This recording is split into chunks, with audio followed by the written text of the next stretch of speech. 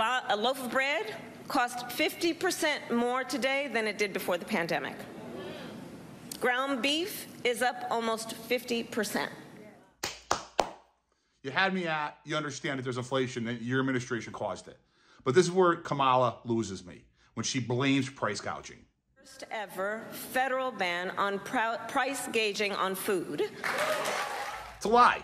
The truth is, vaccine mandates, unemployment benefits being extended, and a waiver on looking for a job once the economy opened back up in red states, because I was in a blue state and a red state. So just bear with me and listen here. I lived this, and it was painful. We were competing against the federal government for unemployment wages. And then on top of that, the government was giving people more money than they usually do. Then there was vaccine mandates, and then there was this energy crisis that created energy to go very high. It's their policies that caused this.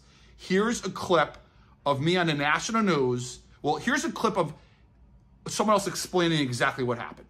Before I play that clip, big favor, everyone, please subscribe to our YouTube channel, Fully Rush. Okay? Subscribe to it, please. To hire workers after being forced to compete with state and federal unemployment supplemental benefits.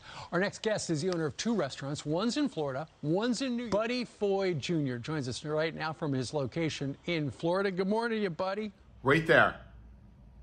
Supplemental benefits. That's what caused this. We had to pay a lot of money to get people back to work.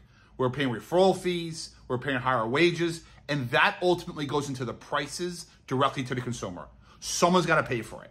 Government mandates, government economic agendas impact the consumer either positively or negatively based on the policy. And this particular policy was not price gouging, and price gouging mandates are only going to worsen this situation. Here's some more. We were competing against the federal government. And here's some more clips. If you want to watch them, feel free to watch them. But this is a montage of 6 to 7 appearances that I had on national news talking about this very issue. Attract workers if our competitors, not the federal government, right?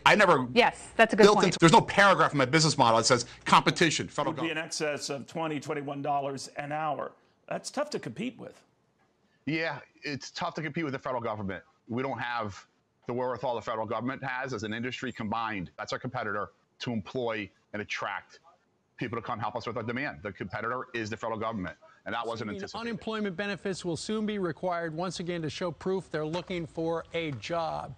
And so now, suddenly, people are looking for jobs in Florida, right? Where you're at. It's just like that, magic fairy dust, right? Now you have to look for a job. The waiver is being removed for that search requirement. You need to mandate that your employees be vaccinated to come back to work. I mean, your thoughts on all these rules as a business owner, it seems almost impossible to do what you need to do.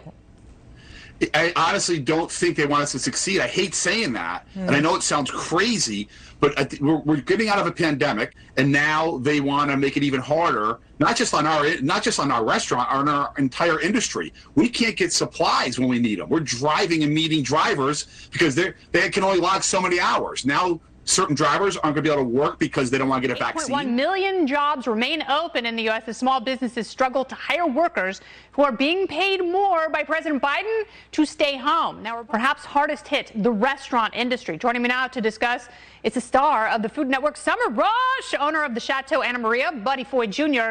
is back. Welcome back, Buddy. Drill down into some of the problems that restaurants are facing. Here now, Buddy Foy Jr., owner of the Chateau on the Lake in New York and Chateau Anna Maria in Florida. It's always great to see you, Buddy. Let's talk about the problems that restaurants are facing. Yeah, Jackie, it's difficult. Who knew the government would be our competitor as we got out of COVID? So we've got to get back on our feet Of here. inflation, that eating out may be cheaper than buying groceries and cooking at home, you might want to think again. And looking at data from recent Consumer Price Index numbers, price of food at home rose 8.5% over the past year, while price of food outside the house rose 8.8%. And bizarrely, it's the first time the cost of eating out has risen faster than the cost of eating at home. But it is not all good news if you're wanting to eat at home. Prices of many of the grocery store staples just continue to see jumps in prices. Impact the decision on whether or not to go out to eat. Joining us now is the Chateau restaurant CEO, Buddy Foy Jr.